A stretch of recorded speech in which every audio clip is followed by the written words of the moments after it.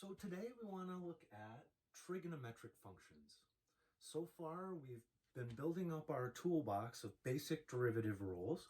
We have the ability to take the derivative of all polynomial functions, then products of functions, quotients of functions, and compositions of functions. So we're pretty good so far, but we really only have the power to deal with polynomials as far as functions go. So we want to start looking at the transcendentals. So all we have left really are the trig functions and then exponents and logs. So now that we have chain rule and quotient rule and these sorts of things, it makes life a lot easier deriving the rules for trig functions. For sine and cosine, though, we got to go back. We're going to go all the way back to the definition. Okay. Now, we already have used sine and cosine. I sort of gave it away. We've been using this picture, sine, cosine, right? Because the sine is the y value, the cosine is the x value. So it makes sense to make this association. And then cosines, or derivatives go clockwise. So that the derivative of sine is cosine, the derivative of cosine is negative sine is cosine, negative cosine is sine, and round we go. Okay? So we've seen that, we've been using that just to sort of have something to work with other than just polynomials, but now we want to actually prove that this is the case. In order to do that, as I said, we're going to go back to the definition, go back to the limit definition of the derivative. So there's a couple special limits that we need in order to be able to complete our proof. One we have already. So the limit as x goes to 0, the sine of x over x is 1. And we proved that using the squeeze theorem. Okay, it's one of our special limits. It's very important. The other one that we'll need, or at least a couple forms of it maybe, is 1 minus the cosine of x over x as x goes to 0. Now in both of these cases, they're 0 over 0, right? So the sine of 0 is 0 and then x is 0, so 0 over 0. In this case, the cosine of 0 is 1, so we get 1 minus 1 is 0 over 0. In both cases, they're 0 over 0, but they're two completely different limits, right? 0 over 0 is indeterminate. It can be anything. But this limit is 0. And likewise, or equivalently, the limit as x goes to 0 of the cosine of x minus 1 over x, well, that's just negative 1 times this limit, right? If I just put a negative 1, or a negative 1 times this, that's going to flip my signs here, but that's going to have negative 1 times 0 on the other side, so that's just still 0. Right, these are, well, they're not exactly equivalent, but get one from the other anyway. Okay, so I don't think that we've actually proven that limit as far as I can recall, so let's just make sure that we do, and we know that that's actually legit. So we have this one. Let's hold that one up here. Limit as x goes to 0, sine of x over x is 1. And again, we prove that with the squeeze theorem. What we want to prove that the limit as x goes to 0 of 1 minus the cosine of x over x is 0. Okay, so I'm starting off with the limit as x goes to 0 of 1 minus the cosine of x over x. And what I'm going to do is multiply by the conjugate. So same things, but flip the sign. 1 plus the cosine of x. So I multiply 1 plus cosine of x. But of course now I've changed it, so I have to multiply by some form of 1. In other words, I just have to divide by the same thing. So all I've done here is multiply by a fancy form of 1. I haven't changed anything. Cool. Limit as x goes to 0. This is 1 minus, like the middle terms will go away, right? Minus cosine x plus cosine x, that's gone. So minus cosine squared over x times 1 plus the cosine of x. Now, 1 minus cosine square, we have a Pythagorean identity that says sine square plus cosine square is 1. So 1 minus the cosine square is the sine square. So I can do that substitution. Limit as x goes to 0 of sine square of x over x 1 plus cosine x. Okay. Now I'm going to rewrite that as a product and then use the limit rule that says the limit of a product is the product of the limits, just to save myself a line. I'm being a little lazy by skipping a line here, but it's not too bad here. So what I'm going to do is I'm going to split one of these sine x over x times sine x over 1 plus cosine x, and then split the limit. So I have limit as x goes to 0 of one of those sines over x, sine of x over x, times the limit as x goes to 0, the other sine of x that's upstairs, over 1 plus the cosine of x.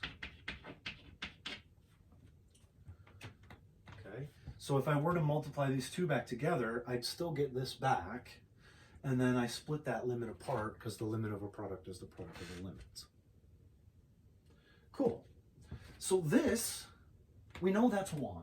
That's the limit of sine x over x. That's 1. So we don't have to worry about this. The only thing we need to worry about is this piece here. We say, well, is there any issue now with direct sub? Before, obviously there was. There was a divide by 0. This we know is 1. How about here? The sine of 0 is 0. That's fine. So we've got 0 upstairs. But what about downstairs? Cosine of 0 is 1. So I've got 1 plus 1 downstairs. That's 0 divided by 2, just 0. So this piece is 1. And here I've got sine of 0, which is 0, divided by 1 plus 1, which is 2. Which is 1 times 0, which is 0. Ka-ching. So there, we've proven now that other limit that we need. Okay? The limit as x goes to 0 of 1 minus the cosine x over x is 0. And again, that's an illustration that 0 over 0 is indeterminate. It can be 1, it can be 0, it could be pi, it could be whatever. Okay, so now we have those important limits in our tool belt. We're good to go, proving that the derivative of sine is cosine. That'll be our first one. Let's show that the derivative of the sine is the cosine. Okay. So like I said, we're going to go back to the limit definition of the derivative. So look at the sine. I'm going to say I've got the limit as delta x goes to 0. Now I need to evaluate my function at x plus delta x. Sine of x plus delta x minus just the regular function f at x, so sine of x, all over delta x. There's our limit definition of the derivative. F evaluated at x plus delta x minus f evaluated at x all over delta x. Changing y over changing x. Sweet. Now, we're sort of stuck. There's no algebra that I can do there, but we do have a sum rule from trig. So I can rewrite this. Let's see. Limit as delta x goes to 0. The sine is, let's see, sine of x cosine of delta x plus sine, let's reverse it this way, cosine of x sine of delta x. Okay, let me double check that I use the right rule. Yeah, sine of plus, it's sine cosine plus cosine sine. Yep. Okay, so we've just rewritten that bit. Then we have the minus sine of x all over delta x.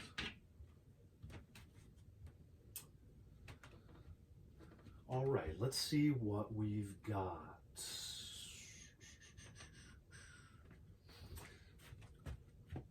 I have a sine of x and a sine of x, so there is a common factor in between those two. So I can factor out a common factor of those. This doesn't share anything with anything else, so I kind of have to just leave that alone. So I'll just do that bit first. I'm going to separate. I'm going to say limit as delta x goes to 0. I'm going to take this piece, cosine of x, sine of delta x over delta x. Okay. Now,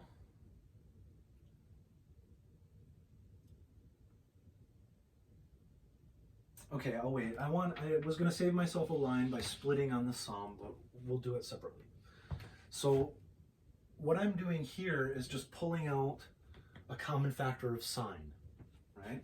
So I have plus, oops, that's a 5, sine of x times, I'll have cosine of delta x minus 1. Cosine of delta x minus 1. Okay. Now, I'm going to split the common denominator at the sum. And I am going to save myself a line this time because the limit of a sum is the sum of the limits. So if I'm going to split that apart on that common denominator, I might as well just split my limits apart as well, right? And save myself a whole line of writing. So I have this piece first, this limit. Limit as delta x goes to 0 of the cosine of x sine of delta x over delta x plus the limit as delta x goes to 0 of this piece, sine of x cosine of delta x minus 1 over delta x. Okay, so I did common denominator backward. In other words, I've got this piece over delta x and this piece over delta x with a plus. And then I just split those two limits apart. Now we're much closer. This cosine does not care about delta x, right? Delta x is what's happening. That's what's going to 0. That's what's variable here. The cosine of x doesn't care about delta x. Delta x can do whatever it wants. That's just the cosine of x. So as far as delta x is concerned, that's just a constant. So I can pull that outside. Cosine of x, limit as delta x goes to 0, the sine of delta x over delta x. Now, that is 1. Yeah? This is just 1. Sweet. So we've got 1 times the cosine of x sitting right there. It's just the cosine of x here. Well, let's see what happens to the second one. The sine of x, again, it doesn't care about delta x. As far as delta x is concerned, sine of x is a constant. So I can pull that out. Limit as delta x goes to 0 of the cosine of delta x minus 1 over delta x. But we just proved that that is 0. Right? That was the other, if I just multiply that, cosine of delta x minus 1, that's just a factor of -1 difference, right? So this is 0. these are the same, right? They're not the same, but you get one from the other just by multiplying by -1.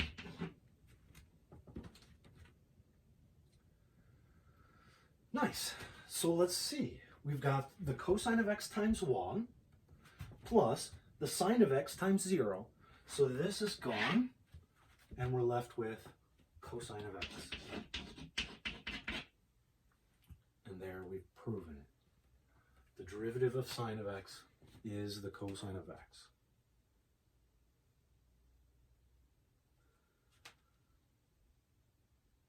Nice. Okay, and again, we needed to use those special limits. They appeared right here. This one was 1, right? And then this was the other cosine one that's 0. Nice. So now we've got that rule in our pocket. We've been using it, right? But we hadn't justified the fact that we were using it. Now we've proven it by definition, so we're good to go. Derivative of sine is cosine. Now,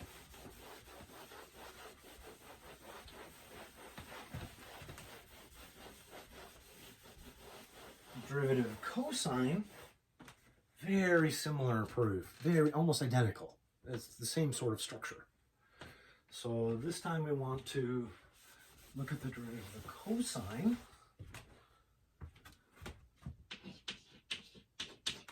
And the derivative of the cosine, negative sine. And to sort of peel back the veil on these, that pattern is always the case. So the derivative of sine, it gives us the other one, right? The cosine. The derivative of the cosine, the cos, they're always the same exact pattern, but the negative, okay? So the derivative of sine is cosine, give me the opposite one. Now I'm taking the derivative of a it's the same pattern, so give me the other one, sine, but it's a negative sign. That pattern holds for all of the trig functions. Derivative of tangent is secant square. We'll prove that in a minute. So tangent is secant square. The cotangent, well, it's a co. So what should it be? Cosecant square, but negative. Negative cosecant squared, and that's true. We'll prove those in a minute. But just to see that overall pattern, that once you know one of the rules, you already know the co. It's just the negative of the same pattern. Okay. But let's prove this one. Derivative of the cosine is negative sine. And then the rest of them, they're just a matter of constants, right? Pulling that negative sign out. The negative symbol, not negative sign. Okay. Anyway, we have the limit as delta x goes to 0 of the cosine of x plus delta x. So there's my function evaluated, x plus delta x, minus cosine at x, just a regular function, all over delta x. Sweet. Again, it looks like we're stuck here. There's no algebra to do, but we can rewrite cosine. So the limit as delta x goes to 0, and it's cosine minus sine. So cosine of x, cosine delta x, minus sine of x, sine of delta x. So cosine minus, so the opposite sign, sine. Then I got a minus cosine x hanging out there.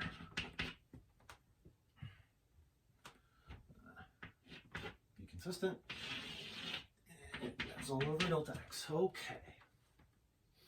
Now, like before, just like before, I have this common factor of cosine of x. So this piece, it doesn't have anything in common with anything else, so I'm going to have to treat it by itself.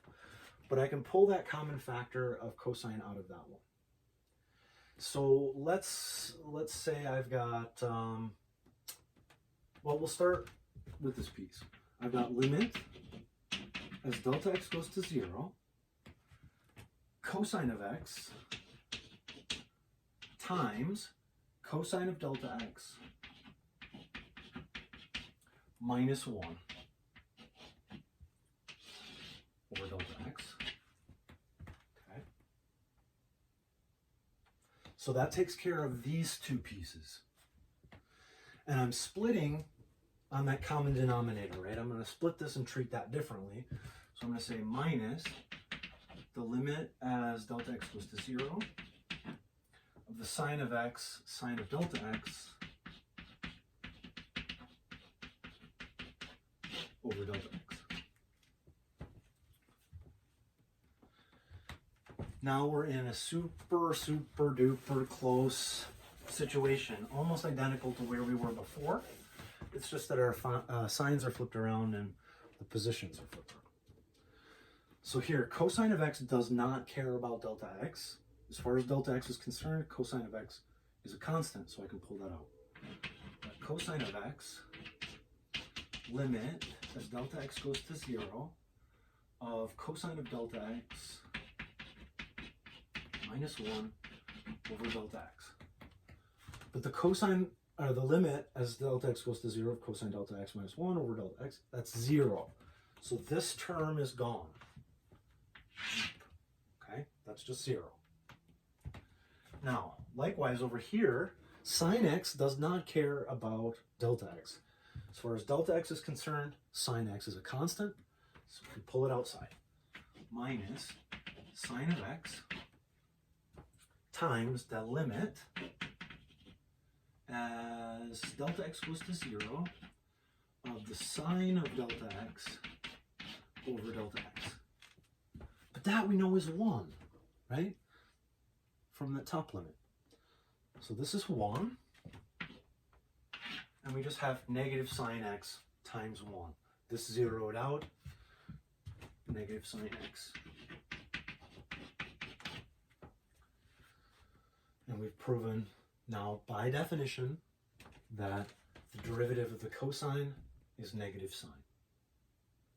Now to do the rest of them, like I said, it's just a matter of pulling out a constant. So what's the derivative of negative sine?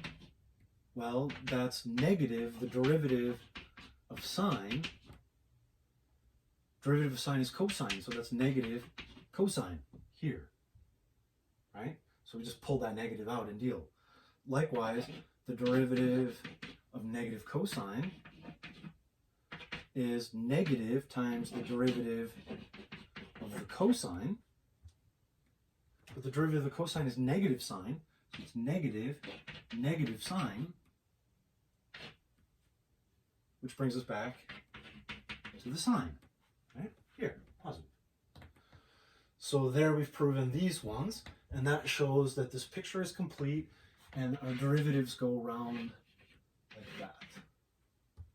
Derivative of sine is cosine, derivative of cosine is negative sine, and round we go.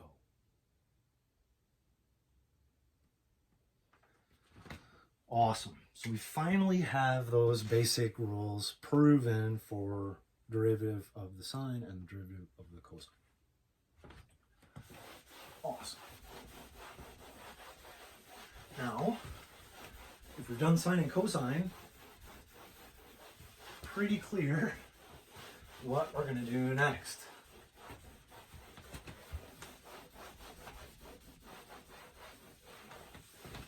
Derivative of the tangent, of course.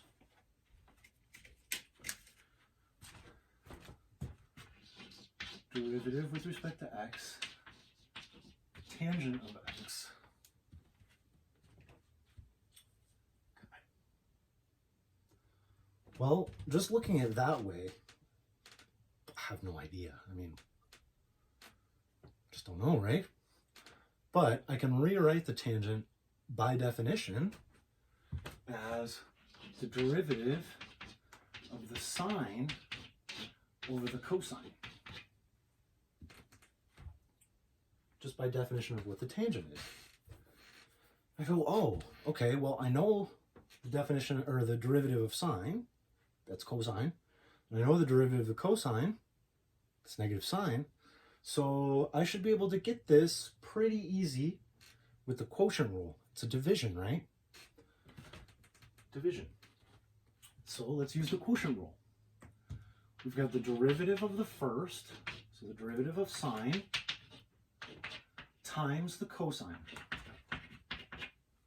minus, in the quotient rule, minus the first, so sine of x, times the derivative of the second, the derivative of the cosine of x, all over the second squared, so the cosine of x squared. Okay, there we've applied our quotient rule because that was a division, but we haven't done the derivatives yet. We've taken care of the fact that it was a division of two functions. Now we actually need to take those derivatives, then the calculus will be done. We'll just be simplifying. So the derivative of the sine is cosine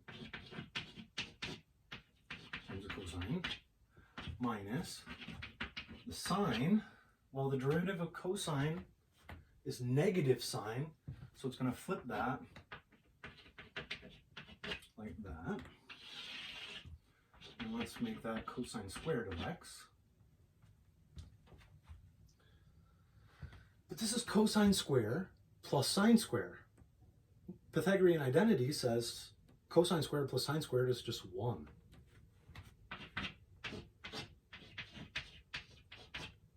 Over the cosine square, but 1 over the cosine, that's the secant. So this is secant squared, 1 over the cosine squared. Secant squared. All right.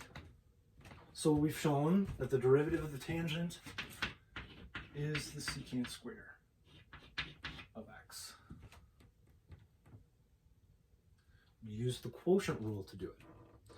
Let's see what happens if we try it with the, well, it'll be product rule, but we're going to need the chain rule, right?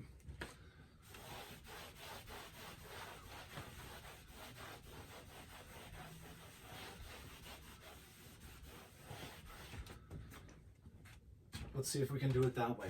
That's the derivative with respect to x of the sine of x times the cosine of x to the negative 1 power. Product rule says take the derivative of the first, derivative of sine x, times the second, cosine of x to the negative 1, plus the first, sine of x, times the derivative of the second, derivative cosine of x to the negative 1 power. Okay, derivative of, excuse me, the derivative of the sine is the cosine. So we have cosine of x times 1 over the cosine of x. Did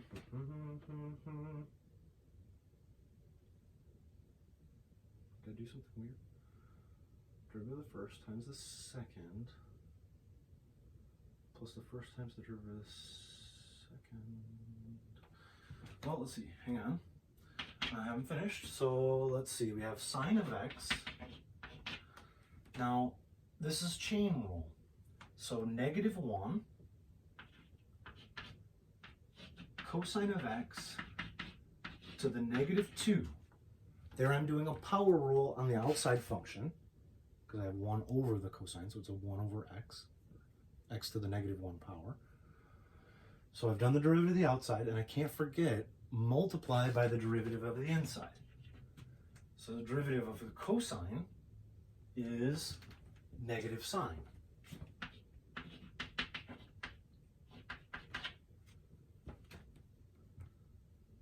All right. So what do we got over here? Right now we've got cosine of x over cosine of x plus that, because that's still going to be a plus, negative times negative, so we're okay there. We've got a sine squared up top and a cosine squared downstairs.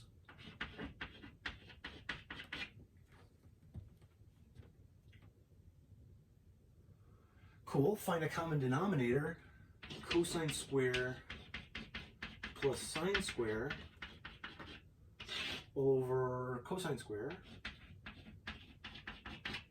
Hope I didn't go off screen. Oh, I'm close, so. Cosine square plus sine squared is 1, and there we've got it, right? 1 over cosine square, which is secant squared. All right. So there we used the product rule and the chain rule to do the same thing as the quotient rule will do.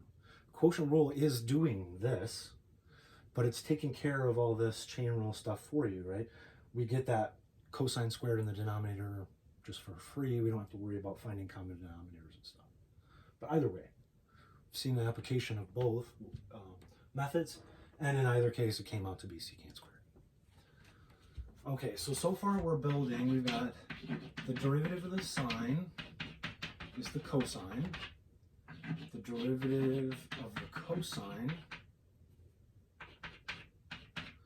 is negative sine. And now we've got the derivative of the tangent is the secant square.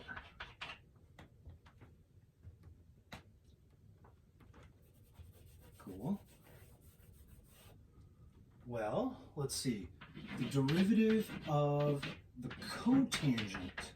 Let's see if we can just anticipate using that general rule that I told you guys earlier.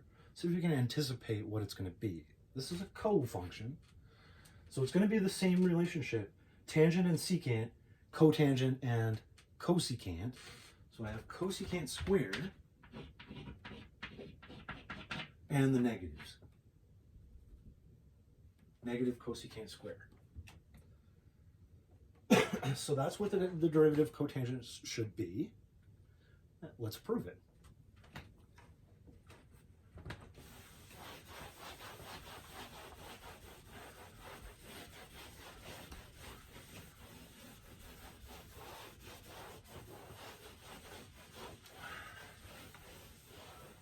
Okay.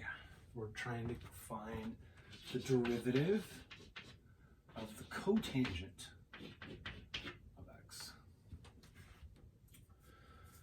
Well, and it's very, very similar to the proof for the tangent, right? We're just going to rewrite it by definition and run with that. Use quotient rule, I guess we'll go with this time. So that's, by definition, the derivative of the cosine over the sine. So reciprocal of the tangent. So the tangent is the sine over the cosine. Cotangent is reciprocal. Flip it.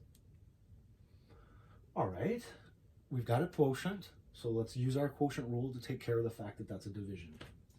So we have the derivative of the first, derivative of the cosine, times the second, sine, minus the first, cosine, times the derivative of the second, derivative of sine, all over the second squared, sine of x squared. Okay. So we applied our quotient rule formula in order to deal with the fact that that's a division. Now all we need to do is take those derivatives and see what we get. Derivative of cosine is negative sine.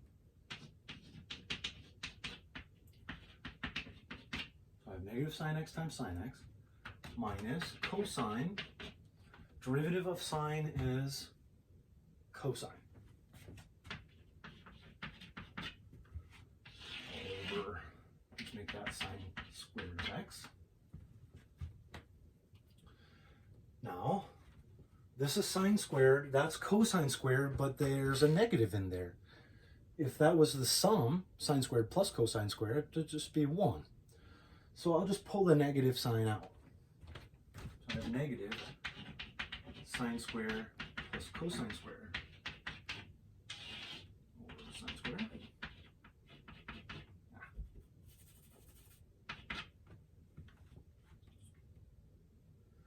but that's just 1, right? Pythagorean identity. So I have negative 1 over sine squared of x, but 1 over the sine is the cosecant. So negative cosecant squared. Oops, negative cosecant squared of x.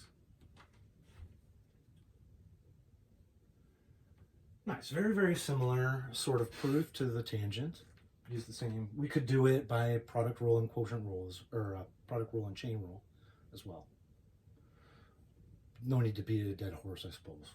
Got it with the quotient rules, fine. Okay, but now we verified that this is the case. It's the same relationship between the tangent and the secant, the cotangent and the cosecant, but the co is negative. Nice. So we've got sine, cosine, tangent, cotangent. We just need the secant and the cosecant.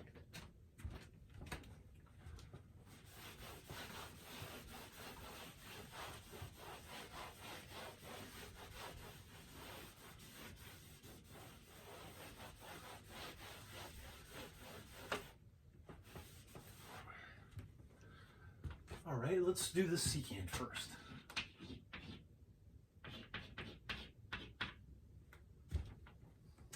Now, you should start well, maybe you can see, you've already seen it from trig, but there's an association between the tangent and the secant, as well as the cotangent and the cosecant. If you know what those are in terms of your trig picture, it should make sense that those things are related to each other. Just quick as an aside, for those of you who may or may not have really seen it before, here I have my unit circle, my theta in standard position, right? So we're talking trig, unit circle. The sine is the y, right? That's the sine. The cosine is the x. That's the cosine. Now, if I draw a line tangent to the circle, vertical line tangent to the circle, and I extend theta, I extend the ray out until it intersects. There. This length right here, that is the tangent of theta. That's the tangent. Literally, it's the line that touches the circle at one point. That length is the tangent. The secant, sect means to cut. So the secant is the cutter. It's what's cutting the tangent. It's this length right here. There. That is the secant of theta. It's the piece, the length, that cuts off the tangent. Now clearly, if I change theta, the length of the tangent is going to change, and the length of the secant is going to change. So how long the tangent is, the way that it changes, is going to be dependent on how long the secant is, the piece that's cutting it off. Yeah? This is the reason why the tangent and the secant are related this way. Similarly, this same sort of picture exists, but horizontally. So here I got my unit circle, more or less. I got a tangent up here. Here's my theta in standard position. And what I'm going to do is extend that ray until it intersects. So, to there. This is the cotangent of theta. That length is the cotangent, and the piece that cuts it off is the cosecant. This length here. That is the cosecant of theta. The length that cuts off the cotangent. So again, if I change theta, right? The length of the cosecant and the cotangent are going to change together. So the cotangent and the cosecant are related. And that's why. All right. So we want to really start building that association. It'll make your life easier when we try to go backward. Right? We're learning these rules here and we're seeing this relationship in their changes. Like, how does the tangent change? Well, it's the square of the secant. How does the cotangent change? It's the square of the cosecant. So we're seeing that relationship develop, but it's that association between the tangent and the secant, the cotangent and the cosecant, it'll make your life easier, like I say, when we start going backward, doing the integral. Okay, so we're looking at the derivative of the secant. I'm imagining that there should be some sort of tangentness in here, just because of the relationship. Well, let's see. The secant is 1 over the cosine. So I have a choice now. I could actually, quotient rule is stupid easy, right? Because the derivative of the numerator, the derivative of 1, that's constant, so it's just 0, and that whole piece will 0. So we could do it with quotient rule. We could just rewrite that as cosine of x to the negative 1 and use chain rule. Either way, it's not a mind. In fact, we could do it both ways. So let's see, quotient rule way. We take the derivative of the first times the second minus the first times the derivative of the second all over the second squared.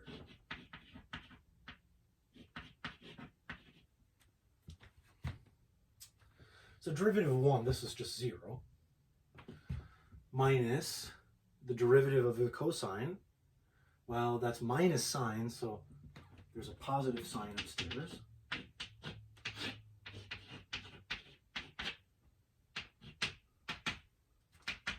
Okay. And I say, well, I have 1 over the cosine times the sine over the cosine. If I split that denominator apart as a product, then I can reduce it back to basic rules, like basic definitions of trig functions. So I've got 1 over the cosine times the sine over the cosine. 1 over the cosine is the secant of x, and the sine over the cosine, it's the tangent of x. So derivative of secant is secant tangent. And there that tangentness did pop up. It's kind of weird that itself pops up too, but it does. So the derivative of secant x is secant tangent.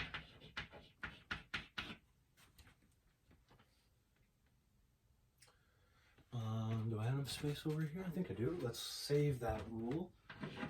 Derivative of the secant is secant tangent.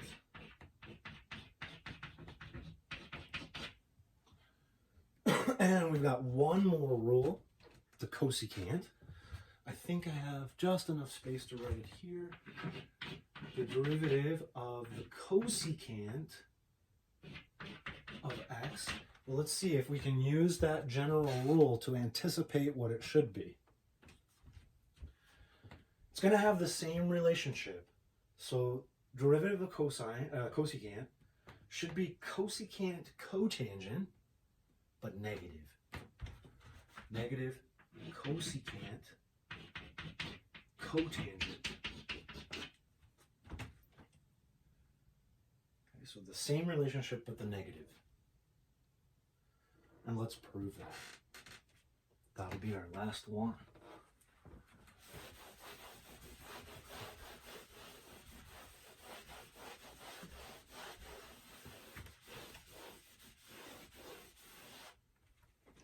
So we're looking at the cosecant of x this time.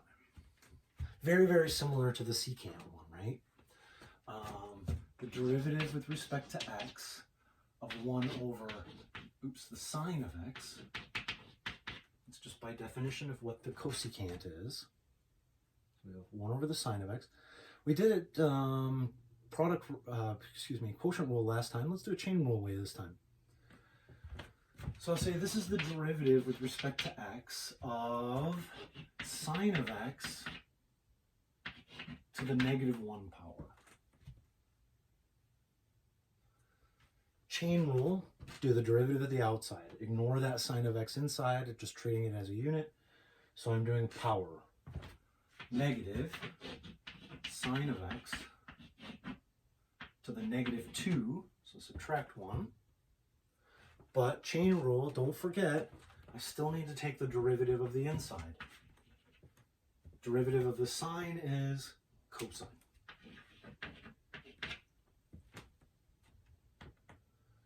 And let's see what we've got. We've got a negative cosine.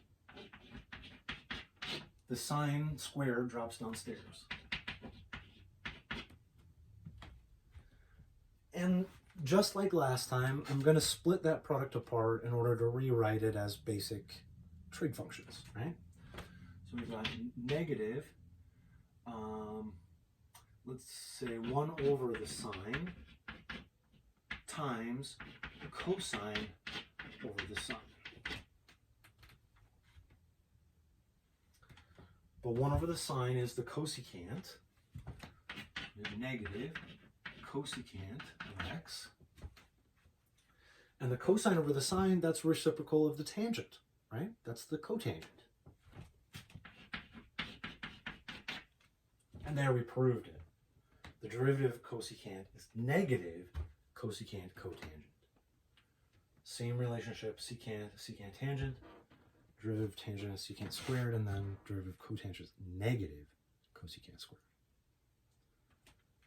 All right, that's all of the trig functions, right? We got sine, cosine, tangent, then their reciprocals, the cosecant, the secant, and the cotangent.